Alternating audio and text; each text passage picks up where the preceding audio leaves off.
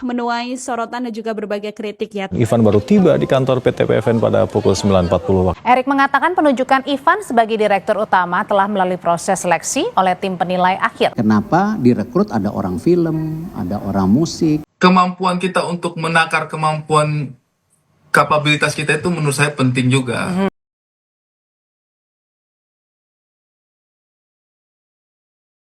Pengangkatan Ivan Seventeen sebagai Direktur Utama PT Produksi Film Negara. Kembali lagi di channel Busa, buka suara bareng Anto. Nanti kita kunjungin aja. Jangan yang itu dari negara, bukan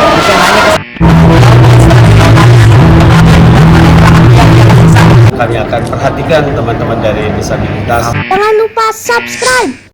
Halo sahabat online, kembali lagi di Buka Suara Busa, buka suara bareng Anto di episode ke-25. Nah, apa kabar nih teman-teman online? Semangatnya masih pada kuat kan? Selamat berpuasa ya bagi teman-teman yang menjalankan ibadah puasa. Tak terasa sudah pertengahan bulan, hari ini tanggal 15 Maret 2025. Untuk teman-teman online, setengah bulan lagi nih, tahan ya kekuatannya untuk tetap berpuasa, karena sebentar lagi kita menuju hari kemenangan, menjalankan Hari Raya Idul Fitri yang kita tunggu-tunggu. Jadi kamu harus tetap semangat menjalankan ibadah puasanya. Tunjukkan puasa kalian untuk lillahi ta'ala, karena Allah ta'ala. Amin ya rabbal alamin. Nah, jangan lupa ya teman-teman online, sahabat online Buka Suara, untuk like, comment, and share. Tentunya subscribe channel ini di Buka Suara kalau kamu suka dengan tayangan-tayangan ini ya. Dan kalau kamu mendukung penyandang disabilitas untuk terus berkarya, tentunya harus di subscribe dan share ke teman-teman semuanya ya. Yuk kita mulai opini Buka Suara, opini disabilitas. Wah, kali ini ada kabar yang mengejutkan dari dunia sineas atau perfilman Indonesia yang menjadi pembicaraan para netizen dan para sineas, para pemain film dan sebagainya. Baru beberapa hari ini kita mendapatkan kabar yang sangat mengejutkan, yaitu Ivan Seventeen dilantik atau diangkat menjadi Direktur Utama Dirut Produksi Film Negara oleh Presiden Prabowo Subianto. Waduh, kita coba lihat ya. Ivan Seventeen bantah ditunjuk sebagai Dirut PFN karena kedekatannya dengan Presiden Prabowo. Ini berita dari Kompas TV ya, pada tanggal 14 Maret hari kemarin. Penyanyi Rivian Fajar Syah atau Ivan Seventeen membantah penunjukan sebagai Direktur Utama Dirut PT Produksi Film Negara PFN terkait dengan kedekatan Presiden Prabowo Subianto. Ivan menyatakan dirinya tetap berpegang pada prinsip seniman berkarya secara jujur. Oh, ini harus digarisbawahin ya. Enggak lah, saya bagaimanapun seniman, musisi. Berkarya itu jujur aja dulu, ujar Ivan Seventeen dalam program pemberitaan di Kompas ini ya. Kabar kedekatan Ivan dengan Prabowo mencuat setelah pada beberapa waktu lalu ia merilis lagu berjudul Pernah di Sana yang menampilkan sosok Presiden ke-8 RI itu. Karena itu muncul isu Ivan ditunjuk sebagai Dirut PFN gara-gara kedekatannya dengan Prabowo. Ivan menjelaskan lagu Pernah di Sana memiliki makna perjuangan dan pengorbanan dalam meraih kesuksesan. Nah, jadi ini opini Anto ya. Jadi kepikiran gini, mau nyanyi sedikit ya, tapi jangan ngetawain ya sahabat online, teman-teman Buka Suara. Kan Ivan Seventeen punya lagu gini nih. Kemarin engkau masih jadi penyanyi, dan sekarang kau jadi Dirut PT Produksi Film Negara. Cocok kali ya. Jadi sekarang udah jadi pejabat negara lagi. PT PFN ini kan BUMN dan sangat menarik perhatian nih untuk para publik, khususnya untuk para sineas-sineas muda atau sineas-sineas yang sudah senior yang memiliki jam terbang tinggi. Apakah Ivan Seventeen ini memiliki kapabilitas atau kompeten di bidangnya, walaupun dia seorang seniman yang pastinya akan jujur dalam berkarya dan sebagainya untuk memajukan PFN ini, ya memang waktu yang akan menjawabnya. Tapi apakah seharusnya Ivan Seventeen ini harusnya sadar diri ya, kalau memang dia merasa tidak mampu, atau karena kita lihat track recordnya juga, Ivan Seventeen itu sebetulnya seorang penyanyi band, ya beliau pernah mencalonkan diri sebagai anggota dewan sebanyak 2 kali, tapi itu gagal ya, dan pernah juga produksi atau main film lah. Tapi kalau dari sepak terjangnya kan itu belum setinggi atau sebanyak contohnya ada sineas muda yang aktor yang berpengalaman, contohnya Reza Rahardian misalnya, atau Marcella Zalianty, yang benar-benar konsen dan fokus terhadap perfilman Indonesia, bagaimana membuat produksi yang sangat baik. Dan bahkan Reza Rahardian memiliki atau mendapatkan penghargaan-penghargaan, dan film-filmnya banyak yang terkenal seperti Habibie Ainun dan sebagainya. Atau misalkan Iko Uwais atau siapa lagi, banyaklah sineas-sineas yang Deddy Mizwar yang sudah terbiasa memproduksi film, artinya dia punya PH-nya sendiri, artinya punya pengalaman dan sebagainya. Tapi ya ini adalah apakah ini ada unsur politik, balas budi dan sebagainya, kita hanya bisa melihat waktu yang akan menjawabnya. Dan kali ini kita akan melihat statement atau penyampaian saat Prabowo Subianto memberikan melantik Ivan Seventeen menjadi dirut PFN.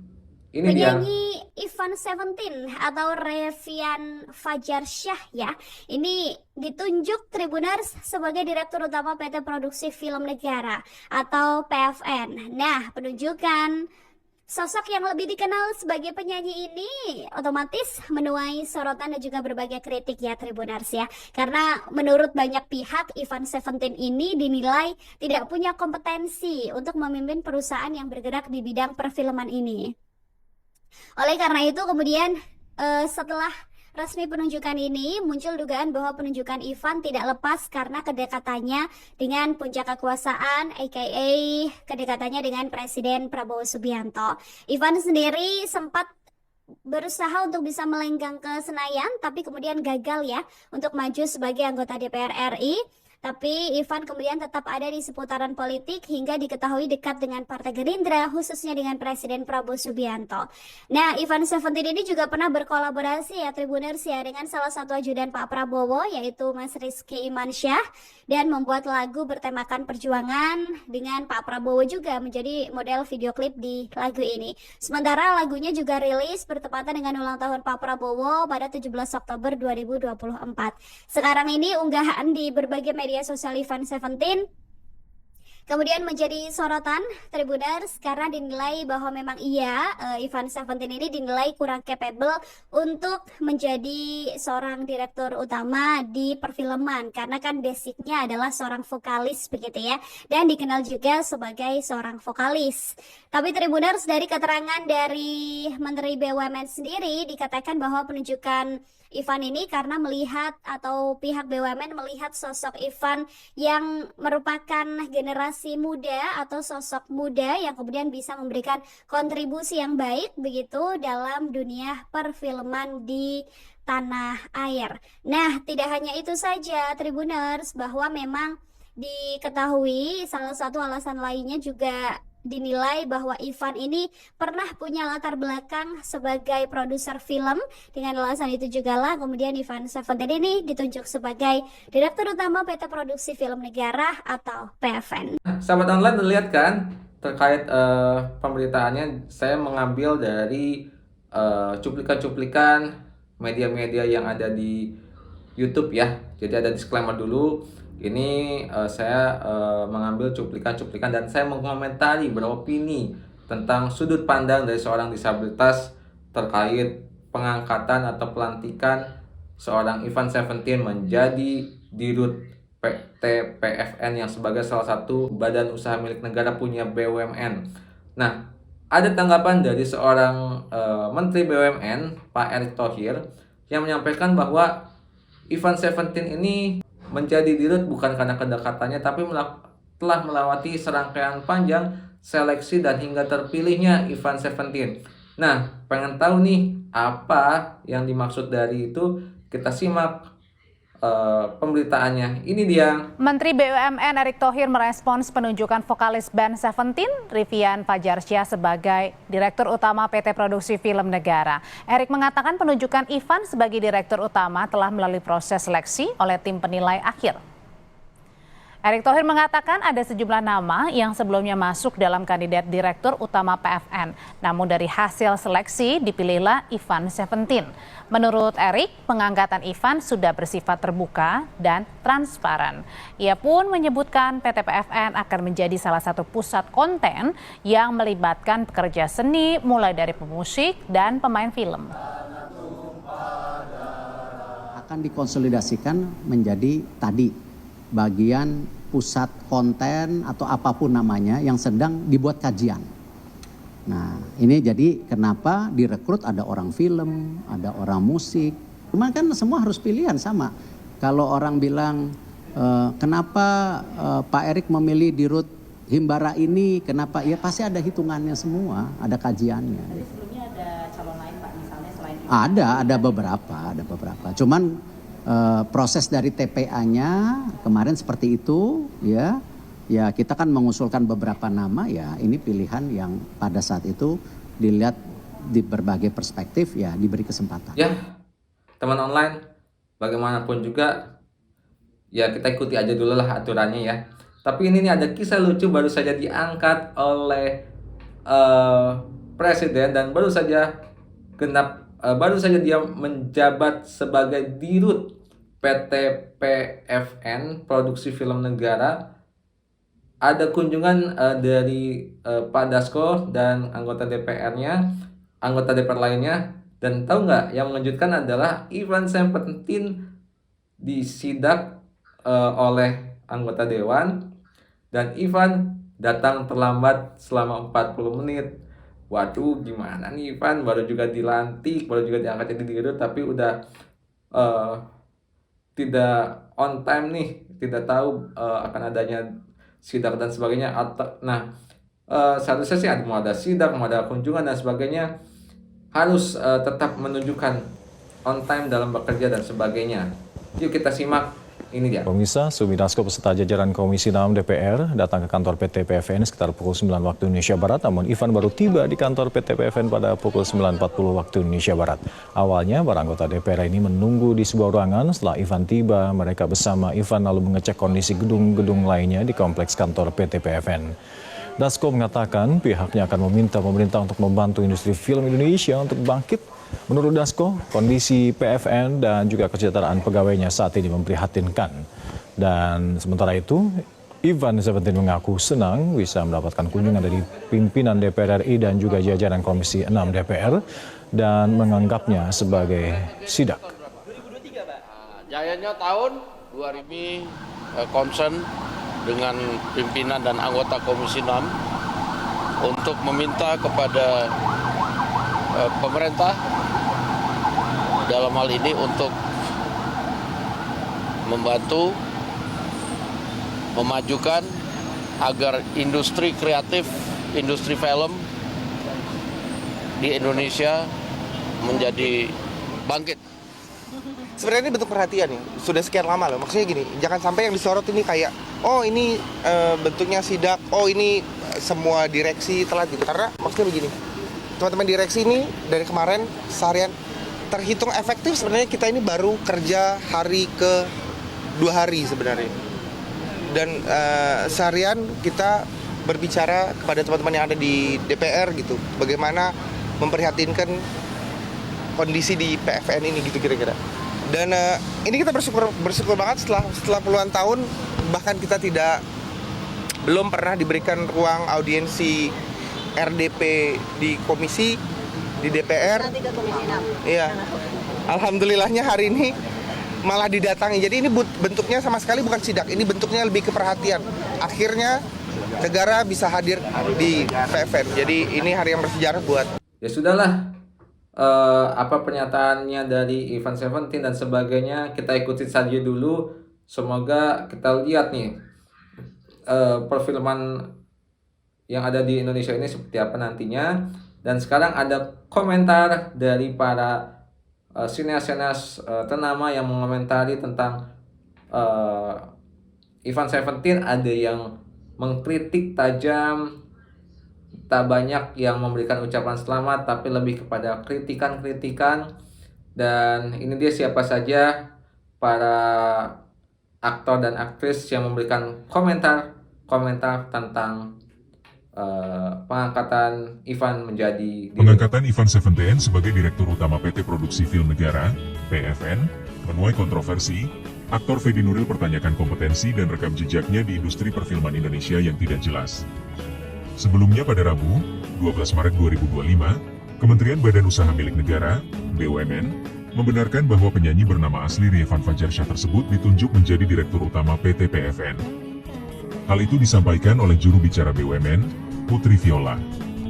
Melalui akun X, sebelumnya Twitter, miliknya, Fedi mempertanyakan kompetensi dan rekam jejaknya di industri perfilman Indonesia yang dianggap kurang jelas. Kata Prabowo, kita harus menuju ke arah merit, kemampuan, sistem, prestasi. Tapi, yang diangkat menjadi Direktur Utama PT Produksi Film Negara, PFN, malah Ivan Seventeen yang kemampuan. Yuk kita kepo berapa besaran gaji yang akan diterima Ivan Seventeen setelah menjabat sebagai Direktur Utama PT Produksi Film Negara PFN. Belum lama ini penyanyi Ivan Seventeen mendadak menjadi sorotan setelah dilantik Presiden Prabowo Subianto menjadi dirut. Diketahui PT PFN merupakan perusahaan yang berada di bawah naungan Kementerian BUMN. Sejak dilantik menjadi dirut PT PFN, seluk-beluk dari Ivan Seventeen mulai dikuliti publik. Bahkan informasi terkait gaji dirut PT PFN pun mulai dikulik warganet. Banyak yang mempertanyakan latar belakang Ivan dikenal sebagai vokalis band dan sumber remunerasi dan gaji direksi PFN. Menurut laman pejabat pengelola informasi dan dokumentasi PPID PFN, remunerasi yang diterima oleh direksi dan Dewan Komisaris PT PFN ditetapkan berdasarkan keputusan Rapat Umum Pemegang Saham RUPS. Proses penetapan gaji ini mengikuti ketentuan dalam Peraturan Menteri BUMN. Penetapan remunerasi ini dipengaruhi oleh berbagai faktor. Dan wow, di sini kita lihat untuk diketahui berdasarkan laporan keuangan PFN 2023, total liabilitas jangka panjang yang terkait dengan gaji direksi mencapai 2 miliar lebih. Jika dibagi rata, gaji tahunan setiap anggota direksinya diperkirakan 1 miliar lebih per tahun yang setara dengan 84 juta per bulannya. Wow, keren banget ya. Mantap nih Ivan Seventeen. Semoga amanah ya menggunakan menggunakan gajinya ya. Dan tuh lihat nih komen-komen dari beberapa teman-temannya yang kritikan. Tak banyak yang mengucapkan selamat, tapi banyaknya kritikan-kritikan ya. Yang kuat Ivan. Dan yang terakhir nih ada komentar langsung dari Ari Kriting tentang diangkatnya Ivan Seventeen yang harusnya sadar diri kapabilitasnya, apakah dia mumpuni atau tidak untuk memegang tanggung jawab yang cukup besar ini sebagai dirut. Ari mensimulasikan bahwa kalau Ari Kriting dipilih menjadi seorang penyanyinya sebuah band ternama misalkan, Ari tentunya pastinya akan menolak karena dia mengukur dirinya sendiri bahwa dia tidak capable, tidak mampu menjalankan tugasnya menjadi penyanyi. Nah, artinya dia tidak mau menyinggung masalah Ivannya. Seharusnya Ivan yang bisa berkaca tentang dirinya apakah dia mampu atau tidak. Nah, ini dia tanggapan dari Ari Kriting. Kalau saya mendukung ya. Ya, kalau saya sebenarnya ya. Sebenarnya sih untuk saya pribadi sebenarnya mungkin boleh kita memberi kesempatan. Tapi untuk saya sih lebih kepada kayak di era sekarang ini tuh kemampuan kita untuk menakar kemampuan kapabilitas kita itu menurut saya penting juga. Bukan hanya sekedar semua apa yang dihadapi kita kita mau hadapi dengan semangat. Saya rasa itu dua hal yang berbeda gitu. Ibarat kata kalau misalnya saya ditawari jadi vokalisnya Seventeen kan mungkin saja gitu. Tapi dari saya pribadi apakah saya terima tawaran itu gitu. Mengingat keterlibatan saya dalam industri memang sama-sama kesenian, tapi saya di industri musik sejauh mana gitu. Ketika saya ditawari jadi vokalisnya Seventeen, saya juga pasti akan Jadi berpikir. Anda ini bahasanya mengkritik sebenarnya ya, kalau tidak kompeten bisa menolak sebenarnya. Kita tidak bisa bilang kompeten apa tidak. Kita yang menakar diri sendiri. Kalau saya jadi vokalisnya Seventeen, saya akan menakar diri saya bahwa saya tidak terlalu terlibat dengan industri ini gitu. Kayaknya bukan saya deh, mungkin boleh cari teman-teman yang lain. Itu kan bolanya ada di tangan kita gitu. Takarannya ada di tangan kita. Nah, saya itu tidak bisa mengintervensi dan juga nyebrang ke wilayah itu karena yang bisa menakar dirinya sendiri adalah Bang Ivan sendiri gitu. Seberapa optimis dan seberapa dia merasa mampu membawa PFN ini ke tahap selanjutnya, yaitu beliau sendiri. Nah, di saat juga kita harus melihat bahwa PFN ini sebenarnya memang adalah sebuah perusahaan milik negara gitu, yang bekerja di sektor film. Kalau misalnya tadi Bang Ivan bilang bahwa dia berharap bisa membawa PFN ini menjadi hub. Nah, sejak 10 tahun yang lalu juga upaya untuk bisa mengkolaborasikan berbagai macam pemangku kebijakan dalam industri perfilman ini sudah dilakukan lewat Bekraf juga, lewat kementerian lewat berbagai kementerian juga. Salah satunya saya ingat itu Bekraf. Bekraf dulu itu pernah berusaha memformat dirinya itu untuk menjadi salah satu hub yang menghubungkan antara pelaku industri film, produser dengan pemilik modal gitu. Kemudian film ini ingin diarahkan untuk berkontribusi real terhadap pembangunan. Salah satunya sektor pariwisata. Waktu itu kolaborasinya antara Kementerian Pariwisata dengan Bekraf waktu itu pernah ada program. Tapi Kakak Ari, maaf saya potong nih. Sebenarnya ada banyak juga mungkin publik yang tidak tahu atau apa itu PT PFN. Sebenarnya seberapa penting, seberapa besar, signifikan peran PFN bagi industri film di Indonesia? Ya, artinya kehadiran negara ini sudah beberapa kali diupayakan lewat Bekraf, lewat kementerian itu sudah beberapa kali diupayakan. Nah, sementara PFN ini kan sebenarnya positioningnya itu kan sebenarnya sebagai sebuah perusahaan gitu, sebagai sebuah perusahaan. Dan kalau kita tinjau ke belakang ya memang PFN tuh mengalami banyak sekali kerugian gitu. Kalau Bang Ivan tadi bilang bahwa PFN ini tidak seperti BUMN yang dibayangkan orang-orang bahwa keuntungannya besar kemudian dan lain sebagainya, memang benar gitu. Tapi untuk memajukan sebuah perusahaan itu kan kita harus sadar dengan kapabilitasnya gitu. Ketika bicara sektornya adalah industri film, bagaimana powernya dalam menghimpun sinias-sinias mungkin atau elemen-elemen yang dirasakan dibutuhkan untuk membangun PFN ini seberapa besar untuk bisa hadir di situ gitu loh. Membangun komunikasi, karena ini kan masalah komunikasi. Kalau sejak awal aja komunikasinya sudah dengan orang-orang yang menurut saya dalam tanda kutip punya kapabilitas di industri perfilman, sejak awal saja komunikasinya udah ada kendala gitu, ke depannya akan seperti apa. Kalau misalnya disebutkan tadi di jajaran direksi dan komisaris juga ada yang dari industri perfilman, menurut saya sih memang ada representasi itu. Tapi bagi saya posisi direktur utama itu menurutku ya, itu memang bayanganku adalah orang yang punya kapabilitas dalam Jadi menurut Kakak Ari ini jadi pemilihan Ivan Seventeen ini karena apa? Kemampuan atau kemudian kedekatan atau balas jasa? Nah, kalau untuk saya sih saya tidak mengerti ya. Maksudnya itu motivasi yang diturunkan untuk memilih itu, motivasinya itu apa, itu saya tidak berani menjustifikasi itu. Cuma pribadi sih kalau saya ini ya, kalau dari sudut pandangnya saya betul diserahkan sebuah kepercayaan itu betul adalah sebuah tantangan, adalah sebuah amanah untuk kita. Tapi lebih daripada itu, menyadari kapabilitas kita itu adalah sesuatu yang beda lagi gitu loh. Ada bolanya itu ada di tangan kita juga gitu loh. Untuk saya pribadi ya, ini hanya bayangan aja. Dan kalau misalnya ada banyak keraguan hari ini sih, mungkin itu bisa menjadi sebuah ibaratnya motivasi tersendiri buat Bang Ivan ketika menjalankan PFN ini seperti apa ke depannya. Itu silakan dijadikan motivasi. Tapi balik lagi bahwa apakah perusahaan negara itu memang akan seperti itu modelnya gitu loh. diserahkan kepada orang-orang yang secara track record. Kan kalau kita bicara kapabilitas itu kan harus ada track recordnya, harus ada visi jangka panjangnya seperti apa yang membuat bagaimanapun juga BUMN itu kan pada akhirnya akan dibiayai oleh negara juga gitu loh. Perusahaan yang merugi tapi kan gaji dirutnya pasti akan jalan terus gitu ya. Nggak tahu ada hubungannya apa nggak gitu.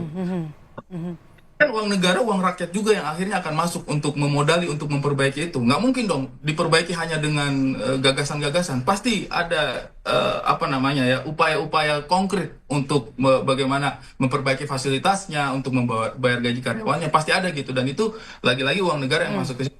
Uang negara ini mau diserahkan kepada siapa nih?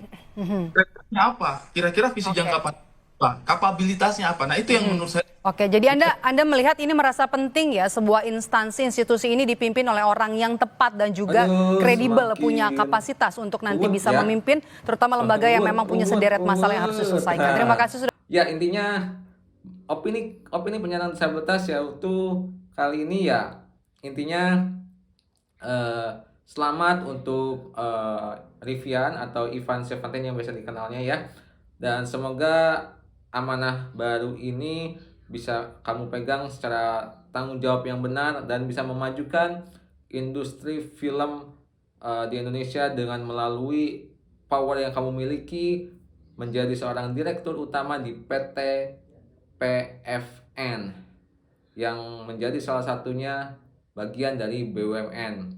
Semoga Ivan Seventeen ini masih tergolong orang yang cukup muda dan semoga memiliki ide-ide yang visioner, yang inovatif, yang kreatif, karena dunia ini adalah seniman, itu dituntut harus memiliki kreatif ide-ide gagasan yang out of the box, di luar dari dugaan, yang bisa meraih kesuksesan yang mungkin hal yang tidak disangka-sangka, yang itu adalah mungkin tak biasa menjadi hal yang biasa, hal yang tabu menjadi tabu dengan dikemas secara apik dalam sebuah produksi film yang wow. Ya, kali ini itu aja dulu opini dari seorang penyandang disabilitas di Buka Suara. Sekali lagi selamat buat Ivan Seventeen yang udah menjadi dirut PT PFN. Semoga amanah dalam menjalankannya. Jangan lupa untuk teman-teman semuanya tetap harus, saya mohon ya, supaya channel ini berkembang dikit lagi, ingin mencapai 1000 subscriber, untuk di like, comment, and share. Mohon banget ya, mohon bantuannya supaya bisa sampai 1000 subscribernya. Di share terus ya teman-teman ya, like, comment, and share, dan subscribe. Terima kasih sudah menyaksikan channel opini disabilitas di Buka Suara. Sampai ketemu di episode-episode berikutnya. Kita akan membahas apa ya tentang dunia perpolitikan atau dunia yang sedang naik atau sedang trending saat ini. Sampai ketemu di berikutnya. Selamat menjalankan ibadah puasa. Assalamualaikum warahmatullahi wabarakatuh. See you.